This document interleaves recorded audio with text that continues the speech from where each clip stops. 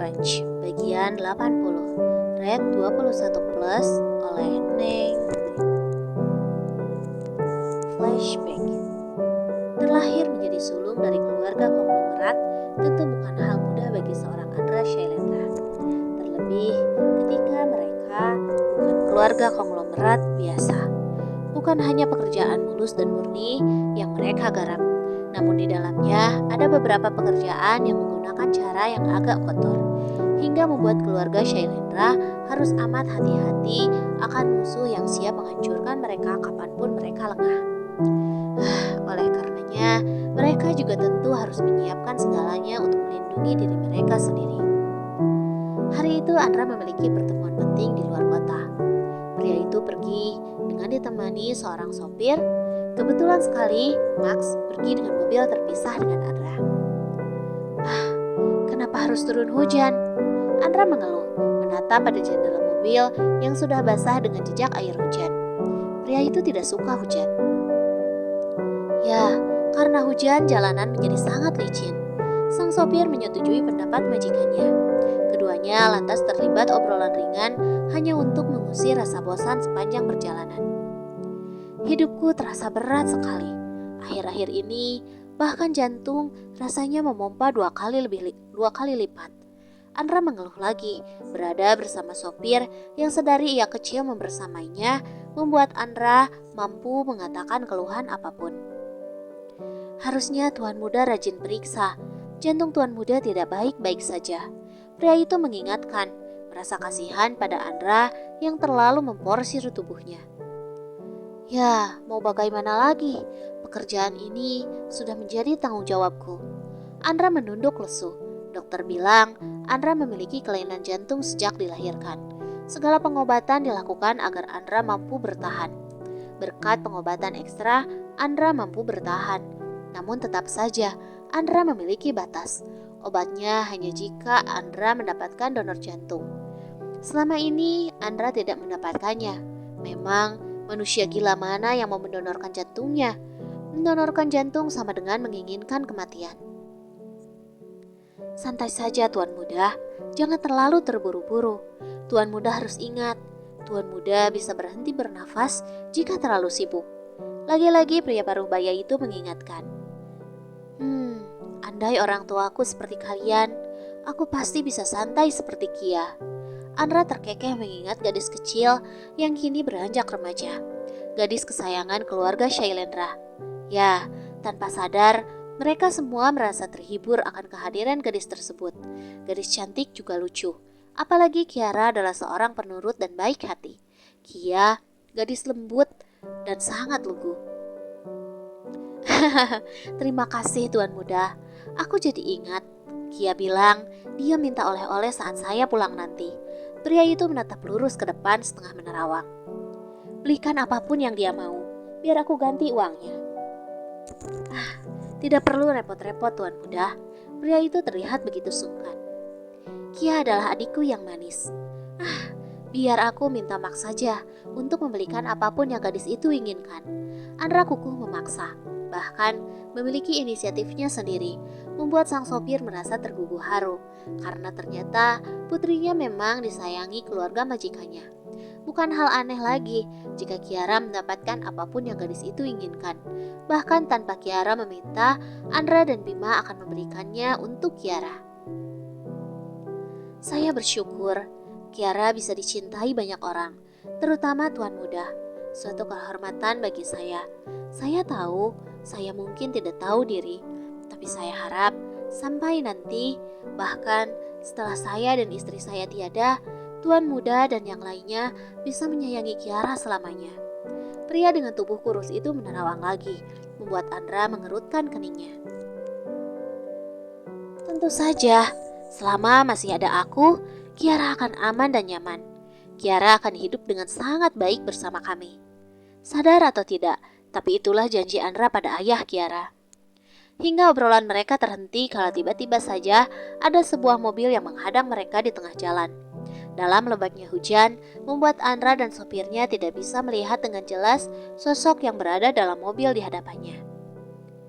Tuan Muda, ada apa ini? Pria itu sedikit gelisah. bukan rahasia lagi dan bukan hal asing lagi. Saat di perjalanan, mereka akan dihadang oleh para musuh secara tiba-tiba. Tapi masalahnya, sekarang mereka hanya berdua. Mobil Max dan pengawal lainnya masih ketinggalan jauh di belakang mereka karena terkendala cuaca. Tenang, tenang, jangan panik. Pikirkan satu hal. Karena terlalu kaget dengan suara decitan ban mobil, kini Andra tengah terengah-engah, memegangi jantungnya sendiri. Rasanya terlalu sakit dan menyesakan. Tuan muda, sang sopir tentu saja merasa kaget dan sama paniknya. Melihat tuan mudanya merasa kesakitan, sekaligus kini melihat orang-orang mulai berjalan menuju ke arahnya. Di antara mereka semua, ada yang menodongkan senjata tajam, senjata tumpul, juga pistol. Tentu saja, hal itu membuat sang sopir merasa gila karena ketakutan. Tuan muda, bertahan! Pria paruh-baya itu kemudian begitu bertekad karena terdorong oleh rasa panik. Sang sopir kini menatap lurus ke depan dengan segala resiko yang sudah ia ketahui. Pria itu berancang-ancang menancap gas, hingga dalam satu kali tarikan, pria itu melajukan mobilnya dengan kecepatan tinggi, hingga menabrak beberapa orang di depannya. Teriakan terdengar. Pria itu kian panik kala mendengar erangan dari Andra. Pria itu bertekad, apapun yang terjadi, dia harus menyelamatkan Andra. Tuan muda, sadarlah! Dia berteriak kuat, mencoba menyadarkan Andra. Namun pria itu malah mengalami sesak napas, kala rungunya mendengar suara tembakan dari belakang. Mereka musuhku, mereka ingin membunuhku. Selamatkan dirimu, paman, jangan hiraukan aku. Andra mengerang dengan ucapan terbata. Dengan keberanian yang masih tersisa, akhirnya sang sopir kembali melajukan mobilnya bagaikan kesetanan. Tanpa dia sadari, mobil melaju ke arah hutan dengan jalanan terjal dengan sisi kanan kiri yang curam. Pria itu seolah kehilangan kesadarannya. Terlebih saat pria itu merasa ada yang salah dengan mobilnya. Semakin kaget dan panik, pria itu merasakan jika mobilnya oleng ke kanan dan ke kiri. Jalanan licin juga begitu mendukung keadaan. Tuan, tolong, saya titip Kiara. Pria itu kini menumpahkan air matanya. Sementara Andra sepertinya sudah tidak mampu lagi untuk bertahan. Mata Andra terpejam sejak beberapa menit yang lalu. Tolong, ayah Kiara yang bernama Herman itu akhirnya harus pasrah kala mobilnya harus masuk ke dalam jurang yang cukup curam. Padahal dia sudah tidak mengendalikan mobilnya sejak beberapa menit yang lalu. Pria itu tahu persis saat ada banyak orang yang mengepungnya dan mobilnya tidak dikawal banyak orang. Itu artinya kematiannya sudah dekat. Herman sudah sangat pasrah akan hidupnya sendiri. Namun, satu hal yang membuatnya sedikit lega. Dia tahu jika hidup Kiara Arabella akan baik-baik saja karena keluarga Shailendra begitu menyayanginya. Segala kekacauan yang terjadi tentu saja menyedot perhatian publik. Beberapa polisi dan wartawan kini sudah siaga untuk mengikuti kasus yang menimpa pesohor tersebut. Namun, dengan kekuatan yang Shailendra miliki, dia mampu membungkam semua orang dan mampu mengalihkan perhatian publik. Hingga semuanya terekam jelas dalam setiap artikel yang terbit. Bahwasanya Andra mengalami kecelakaan ringan dan Andra juga sopirnya selamat. Mereka hanya mengalami luka ringan saja. Tidak ada yang tahu tentang kebenaran yang sesungguhnya. Tidak ada yang tahu jika pada malam itu Nyonya Shailendra memerintahkan pada dokter hal yang cukup mengerikan.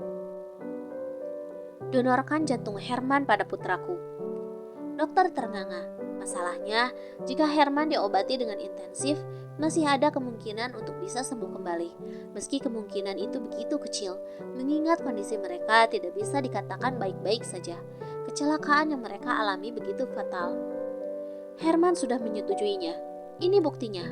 Nyonya Shailendra menyodorkan berkas yang sudah ditandatangani sopirnya, menyatakan jika pria itu setuju untuk mendonorkan jantungnya jika suatu hari dia sudah diambang mautnya. Tapi dokter masih ragu. Namun melihat wajah Nyonya Shailendra, akhirnya dokter itu mengangguk setuju. Semasa pemulihan, Andra dibawa ke luar negeri untuk melanjutkan pengobatannya, meninggalkan jasad Herman dan keluarga kecilnya yang begitu terpuruk karena kehilangan. Tidak ada yang tahu mengenai donor jantung.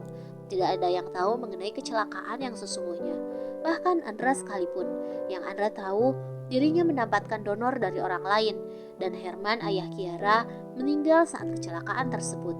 Semuanya baik-baik saja, bahkan hingga Andra menjadi dewasa dan mengalami banyak hal serupa. Karena sejatinya Andra Sailendra, sulung dari Sailendra tersebut, sudah dididik sejak kecil untuk menjadi seorang pewaris. Tentu saja, seluruh kekayaan orang tuanya akan menjadi miliknya suatu saat nanti setelah dirinya dewasa. Kedua orang tuanya menyiapkan Andra dengan begitu teliti, tidak ingin kesalahan sekecil apapun bisa membuatnya binasa. Termasuk ketika Andra beranjak dewasa dan jatuh cinta pada seorang putri konglomerat lainnya, Anet. Andra jatuh cinta pada Anet saat pertemuan sebuah bisnis. Hal tersebut tentu mendapat sambutan baik dari keluarga Anet, namun tidak dengan keluarga Shailendra. Shailendra tahu persis jika Anet bukanlah gadis baik. Gadis itu adalah gadis yang terlibat banyak skandal dengan pria di luaran sana. Selain itu, Anet juga memiliki ciri khas anak orang kaya pada umumnya, manja dan tidak berguna. Yang Anet tahu adalah bagaimana cara menghabiskan uang orang tuanya. Meski Anet tahu jika suatu hari kedua orang tuanya jatuh bangkrut dan Anet memanfaatkan Andra untuk menyelamatkan hidupnya yang sangat hedon. Shailendra tidak mampu menolak keinginan sang putra saat Andra mengutarakan keinginannya untuk menikahi Anet. Andra dengan gigih mengajukan banyak syarat agar Shailendra membiarkannya menikah dengan Anet, termasuk berjanji akan bekerja keras hingga perusahaan Shailendra mencapai puncak. Namun, yang terjadi adalah saat Andra sudah menikah dengan Anet, kenyataannya berbanding terbalik. Andra mengalami penurunan. Perusahaan yang dipegang Andra nyaris bangkrut. Semua dana hanya dikucurkan pada Anet dan keluarganya yang sudah lebih dulu bangkrut. Andra mengabaikan segalanya. Dunia Andra terpusat pada Anet sekarang. Jelas, Shailendra murka. Sang ayah segera mengambil alih kembali perusahaan. Andra hanya bekerja di bawahnya. Usaha untuk memisahkan Andra dan Anet terhenti kala Anet mengumumkan jika dirinya tengah mengandung. Mereka sedikit bahagia akan kabar membahagiakan tersebut. Namun, bahagia itu segera sirna kala Shailendra mengetahui jika Anet masih tetap bergonta-ganti pasangan di luaran sana di belakang Andra. Menurut Shailendra, tidak ada jalan lain untuk memisahkan mereka selain kepergian Anet. Hingga sebuah rencana jahat terusung dan semuanya terjadi begitu saja.